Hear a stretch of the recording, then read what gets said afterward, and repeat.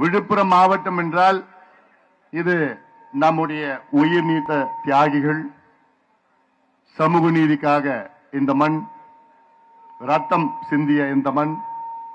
அப்படிப்பட்ட இந்த மண்ணிலே நடைபெறுகின்ற இந்த தேர்தல் பிரச்சார கூட்டம், நம்ம கிட்ட தம்பி கணேஷ்குமார் சொன்னது போன்று நம்ம கிட்ட பணம் எல்லாம் கிடையாது.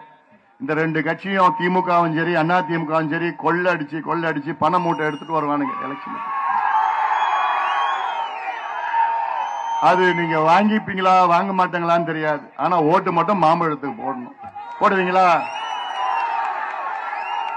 அதனால இது நமக்கு மிக முக்கியமான ஒரு தேர்தல். நான் சொன்னது போன்று 57 ஆண்டு காலம்.